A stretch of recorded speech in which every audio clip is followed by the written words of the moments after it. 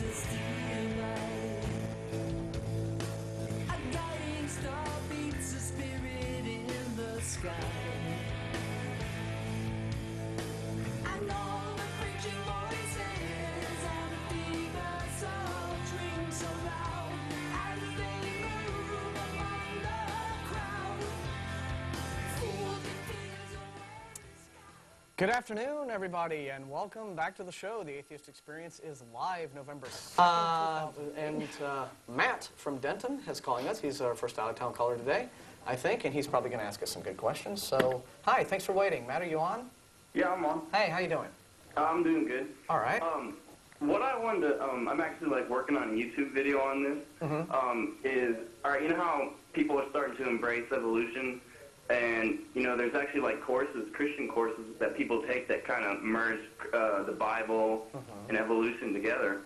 But this always like begs the question of when did our souls begin? You know, like was it like Australopithecines, Homo habilis, Homo erectus? And they're all just kind of stumped on it, is what I've been noticing. Yeah, none of them have really addressed that question in their curriculum, is what you're saying? Yeah. I'm not surprised, you know, that when you are trying to defend, you know, the idea of something that first hasn't been proven to exist in the first place. You know, it's kind of hard to determine, well, when we first got it. So I mean, it's just as, you know, you might as well say, you know, well, when did human beings develop the ability to teleport? Well, I mean, without any evidence that we can, there's really no point in talking about the origins of that. And you know, what's interesting is that they also haven't addressed the issue of when do our individual souls, you know, assuming we have them, when do we get those? Okay? Because, you know, does it happen at conception? Does it happen when there's 8 cells? Does it happen when the cells are differentiated? Maybe it happens at implantation. Yeah, I mean, when does this divine soul upload occur? I mean, do you have to get certain... What happens if there's twins? Do they start off with one soul and then they each get half a soul? Or does somebody take the original soul and somebody else, you know, the other twin gets another one? You know, how does this happen? So, you know, there's all kinds of questions that theists have to answer, and it's not even just, you know, you don't even have to go back into evolutionary time to come up with lots of problems with this concept of people getting souls. Yeah, it's a tricky one, and it comes up with the you can sort of get into the interesting idea of, well, what about, say, you know, pirating souls? I always thought this would be an interesting idea for a story. Yeah. You know, you have this theistic universe.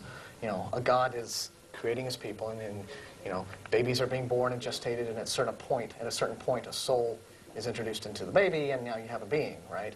But you know, what if there were some sort of demonic force out there, you know, battling against this God and stealing the souls as they are sort of in transit, and essentially pirating them and corrupting them, and then installing them into the fetus as you know, sort of corrupted people.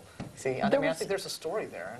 Well, actually, I don't know if you ever watched the show Babylon 5. No, did they do that plot? Yeah, they had one where they had, it was like, pirated soul pirating? Well, it wasn't that. It was this soul hunter, I think, or something. This guy that would, at the moment of death, he would be there and he would capture someone's soul as it was leaving their body, and it would trap it. Okay, yeah. And so he had all this bag of souls. Indeed, yeah.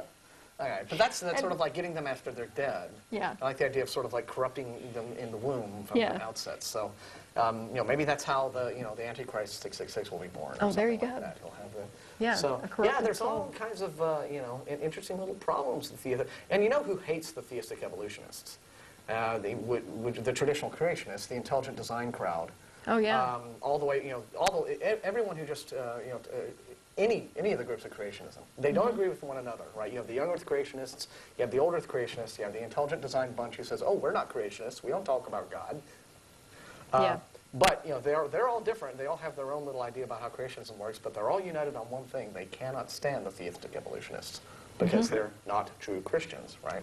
Yes. And so they don't like guys like Kenneth Miller and Francisco Alea and some of the other, you know, believers who also, you know, understand proper science when it comes to evolution. So it's a funny one. But yeah, I still think that with, you know, theistic evolution, you do run into that, you know, little problem of, well, at what point does God do his tinkering? I mean, if you understand how evolution works, I mean, is it all just God creates everything and then just kind of leaves it alone to do its own deal? And then, so what sort of scientific evidence can you provide for that? So I still think they have a lot of a problem. They're halfway there. Yeah.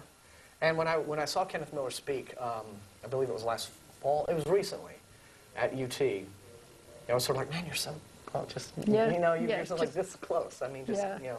But he has his reasons for, you know, hanging on to his Catholic beliefs, and that's fine. But, you know, as long as he is clear on good science, that's fine with us.